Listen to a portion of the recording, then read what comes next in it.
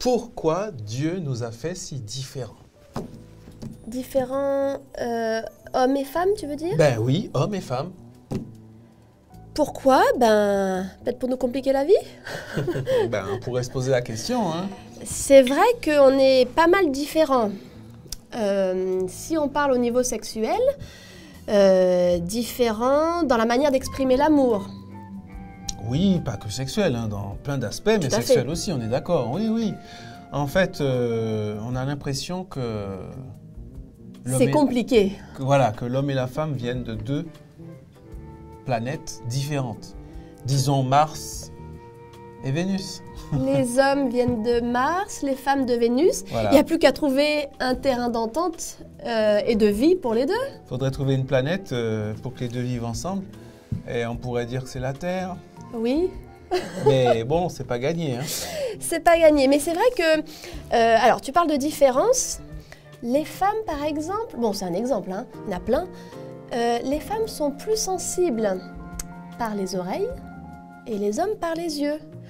C'est connu Enfin, que... tu veux dire que... Attends, sensible, tu veux dire que c'est pas une sensibilité physique, hein. Mais l'idée, c'est Tu veux que... dire que avec ça un passe par les oreilles, c'est ça que tu veux dire? Alors, qu'est-ce qui passe? Eh bien, qui passe la séduction, par exemple. Ah, voilà. Un homme, c'est connu que si tu mets un bon Un homme, c'est décolleté... les yeux, hein. Un homme, tu mets un bon décolleté, ça va attirer plus un homme. Les hommes, c'est les yeux, hein, ça c'est certain. Une hein. femme, par contre, il n'y a qu'à lui raconter des mots doux et pleins d'espérance et ça va aussi l'attirer aussi. Même si c'est n'importe quoi, hein. Ah Du oui. genre, tu es le soleil de ma vie, tu es La plus belle femme que j'ai connue. que j'ai jamais vue, etc. Oui, mais... Eh bien, ça va fonctionner. Laisse-moi te raconter une petite anecdote quand même, hein, malgré tout. Mais ça, c'est une anecdote, bon, je ne vais pas donner le vrai nom, mais c'est une anecdote qui s'est produite 50 000 fois. Hein. Ah oui? Ben oui, ben c'est Micheline, on va l'appeler Micheline, hein, qui rêvait du prince charmant. Et puis tout d'un coup, il y a Zorro qui arrive. Hein, et puis tu es vraiment l'unique, la seule et unique femme de ma vie, etc. Et puis Zorro arrive avec sa voiture de sport. Micheline se sent aimée, importante, Valorisée. etc. Micheline tombe enceinte et Zorro a disparu.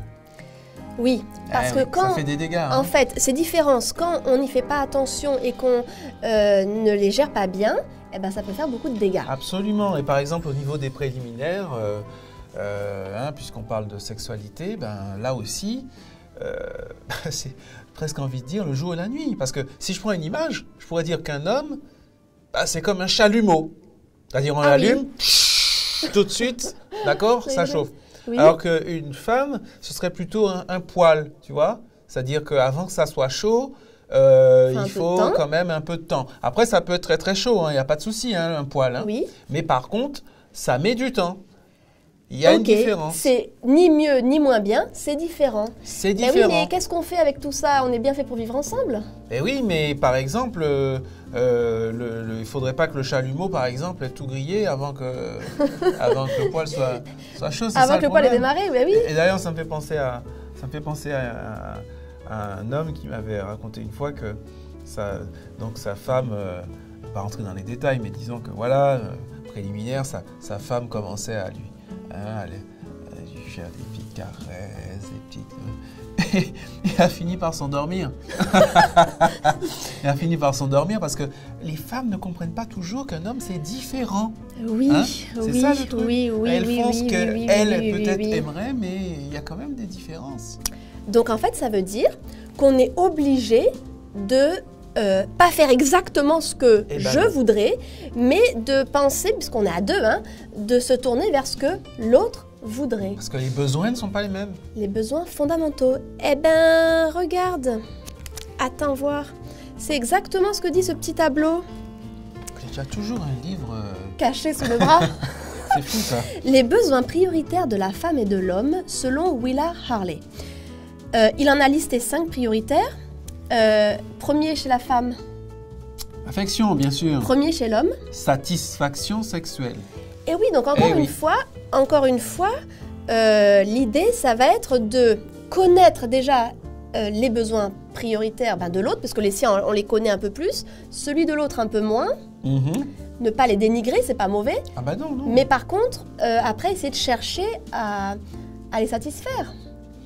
Oui, alors, effectivement, c'est peut-être là que se trouve la fameuse planète que l'on recherche. Oui. C'est la planète du dialogue, finalement de l'échange, de la recherche de l'autre en fait. Ce serait plutôt ça, cette planète entre Mars et Vénus. La planète de se tourner l'un vers l'autre et pas uniquement égoïstement à ce que moi je voudrais toute seule ou toi tu voudrais tout seul. Voilà, c'est ça. En fait, c'est-à-dire que l'acte sexuel serait plus que l'idée de prendre du plaisir, ce serait plutôt l'idée d'en donner en fait. On n'est pas dans quelque chose de personnel et d'égoïste, on est dans quelque chose de don et de penser à l'autre, d'amour.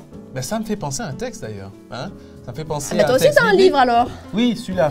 Ça me fait penser à Philippiens 2, verset 4. Philippiens 2, verset 4 qui dit de mémoire comme ça, hein, vite fait, de ne pas penser qu'à ses intérêts, mais aussi de penser à ceux des autres. On peut dire que... voilà, c'est tout à fait ça. Donc que chacun de vous, au lieu de considérer ses propres intérêts, considère aussi ceux des autres. Donc on peut dire que même dans la relation sexuelle, c'est valable aussi finalement. Hein. C'est-à-dire que je ne recherche pas seulement, on va dire, mon plaisir, mais je me préoccupe aussi du plaisir des autres. Je ne veux pas faire de la théologie, mais ça ressemble à l'amour agapé dont parle la Bible. Tu vois? Ouais.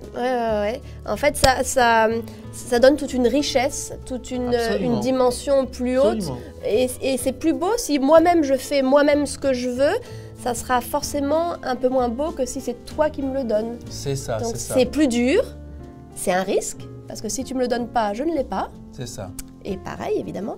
Mais c'est aussi plus beau et plus profond. C'est ça, c'est pas moi qui pense à mes besoins, c'est mon conjoint qui s'en charge. Donc en fait, c'est ça qu'on peut faire avec ces différences, c'est les conjuguer. Les élever, les conjuguer, les apprivoiser. Moi, j'ai l'impression que c'est ce que Dieu veut. J'ai l'impression que c'est ce qu'il a voulu, quelque part en faisant qu'on n'était pas directement tout pareil, mais qu'il y ait ce défi en fait. Voilà. Qu'il y ait cette nécessité. Voilà, et si c'était son plan en fait. Et si c'était son plan. Et si c'était ça l'idée. Hein? Peut-être.